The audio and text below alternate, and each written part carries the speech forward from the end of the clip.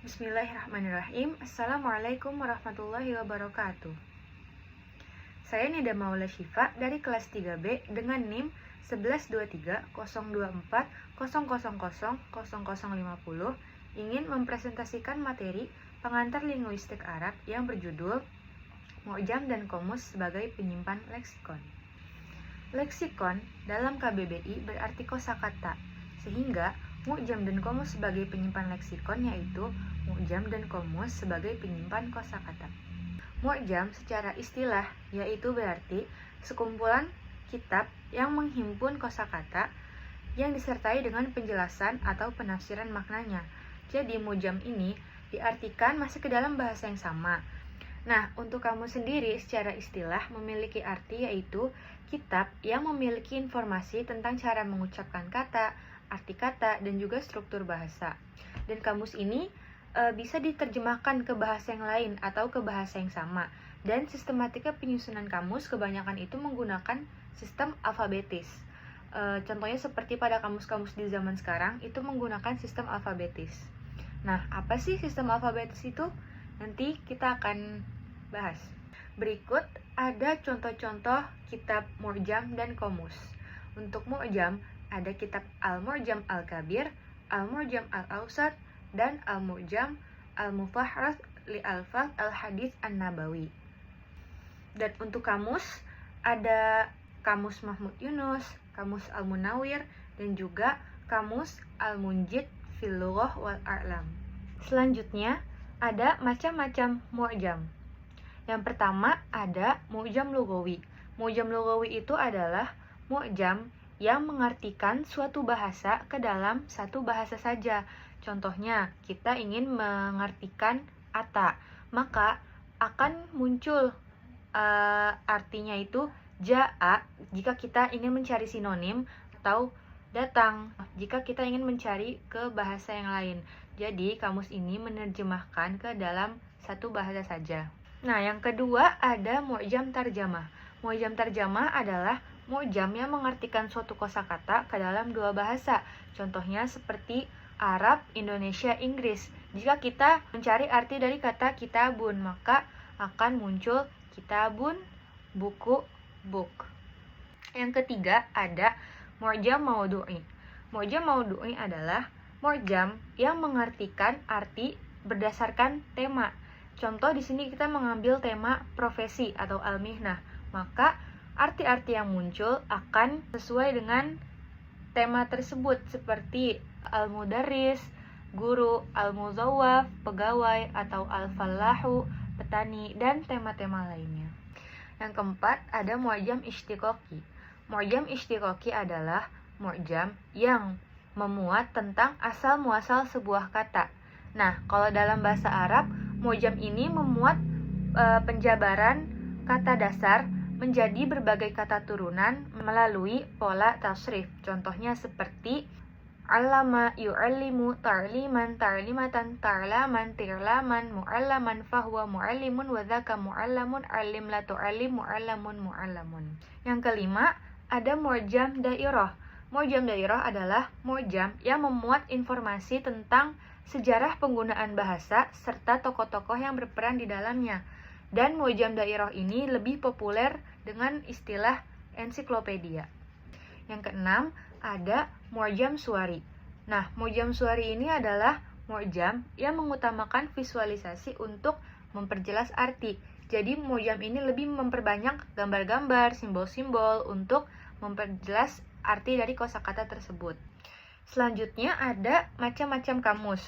Kurang lebih macam-macam kamus itu sama dengan macam-macam mu'jam tadi. Seperti ada kamus bahasa, kamus terjemah, kamus tematik, kamus derivatif, kamus visual, juga ada kamus online. Nah, kamus online itu adalah kamus yang diakses melalui koneksi internet. Jadi selama kita memiliki koneksi internet, maka kita tentu akan mudah dalam mengakses kamus tersebut. Selanjutnya, saya akan menjelaskan mana yang lebih unggul antara kamus cetak dengan kamus online. Nah, tentu saja di antara kedua kamus ini memiliki kelebihan dan kekurangannya masing-masing. Seperti pada yang pertama, sisi aksesibilitas. Contoh kamus online. kita bisa mengaksesnya kapan saja dan di mana saja selagi kita memiliki koneksi dengan internet. Berbeda dengan kamus cetak yang kita harus memiliki buku fisiknya dulu ketika kita membutuhkannya. Dalam beberapa situasi dan kondisi, tentu saja pembawaan buku cetak ini bisa dibilang menyulitkan. Contohnya seperti kita sedang traveling ke luar negeri.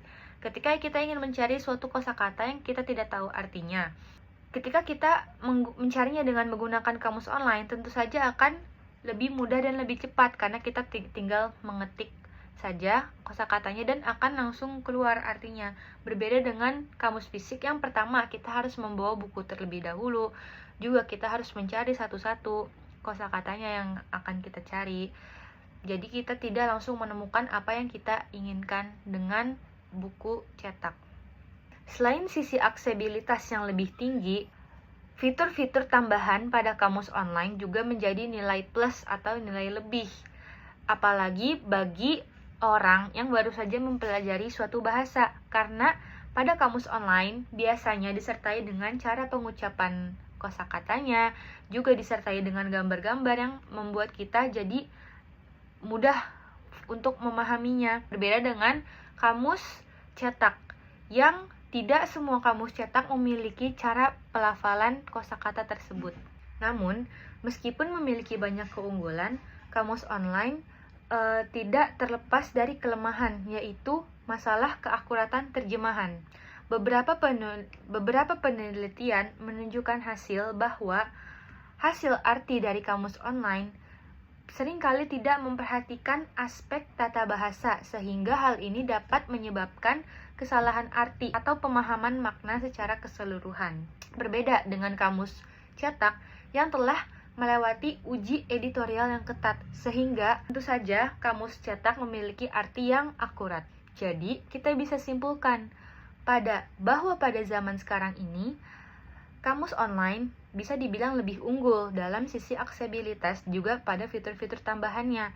Tetapi, pada keakuratan terjemahan, kamus cetak masih lebih unggul daripada kamus online. Selanjutnya, ada sistematika penyusunan mu'jam dan qomus. Yang pertama, ada sistem fonetik.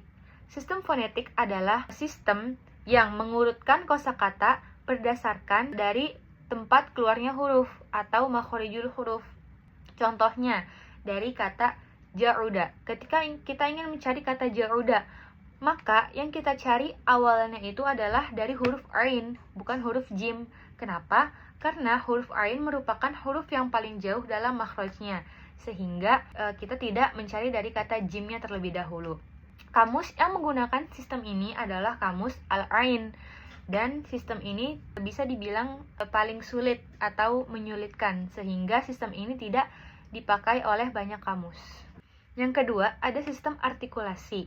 Sistem artikulasi adalah sistem yang menyusun kosakata berdasarkan huruf pertama yang terucap. Jadi, pada sistem ini, ketika kita ingin mencari suatu arti, kita tidak perlu mencari akar kata atau kata dasarnya terlebih dahulu jika itu merupakan kata turunan. Contohnya seperti kata maktubun. Maktubun adalah kata turunan dari kataba. Nah, kita tidak perlu mencari dari katabanya, tetapi bisa langsung maktubun. Dan sistem ini adalah sistem yang dianggap paling mudah dari sistem-sistem penyusunan kamus lainnya. Yang ketiga, ada sistem sajak. Sistem sajak yaitu mu'jam yang penyusunan kepala kata atau lemanya berpatokan pada huruf akhir setiap kata, sehingga sangat cocok untuk para penyair, para pujangga pada zaman dahulu yang ingin membuat syair. Di antara mu'jam yang menggunakan sistem ini yang paling dikenal adalah mu'jam Lisanul Arab, karya Ibnu Manzur. Mu'jam ini tersusun atas fasal dan bab. Fasal adalah penentu huruf awal kata dan bab adalah penentu huruf akhir kata. Contoh pada bab ain. Bab tadi adalah penentu huruf akhir, maka akan ditemukan semua kosakata yang berakhirannya itu ain. Contohnya seperti jama'a, waqa'a, baro'a, dan kosakata-kosakata berakhiran ain lainnya. Yang keempat, ada sistem alfabetis. Sistem alfabetis adalah sistem penyusunan kamus yang mengurutkan berdasarkan huruf hijaiyah dari alif hingga ya. Dan sistem alfabetis ini adalah sistem yang paling banyak digunakan pada kamus-kamus pada zaman seperti sekarang ini. Selanjutnya ada komponen-komponen kamus. Pada bagian awal kamus terdapat tujuan penyusunan kamus, seperti kepada siapa kamus ini dituju. Juga ada petunjuk penggunaan kamus, pedoman tata bahasa, keterangan singkatan, dan juga ada kaidah transliterasi. Selanjutnya, pada bagian utama kamus terdapat contoh pemakaian kata, informasi fonetik, informasi morfologis, informasi sintaksis, informasi semantik, juga gambar-gambar. Dan pada bagian akhir dari kamus terdapat lampiran dan tentang penyusun kamus. Yang terakhir ada fungsi mu'jam dan qomus. Fungsi dari mu'jam itu sendiri adalah untuk memahami kosakata bahasa Arab yang disertai dengan penjelasan tafsirnya. Dan fungsi dari kamus sendiri yaitu untuk menerjemahkan kosakata bahasa sehari-hari yang disertai dengan penjelasan morfologis dan sintaksisnya. Jadi, mu'jam ketika menerjemahkan maka akan disertai dengan penjelasan-penjelasan tafsirnya. Mu'jam ini menjelaskan suatu arti kosakata secara detail dan rinci. Dia akan memberikan banyak informasi tentang kosakata tersebut, berbeda dengan kamus yang hanya memberi informasi yang singkat atau informasi seperlunya saja, tidak sedetail dan serinci mu'jam. Demikian materi yang saya dapat jelaskan. Apabila ada kata-kata yang salah, mohon dimaafkan. Sekian, wassalamualaikum warahmatullahi wabarakatuh.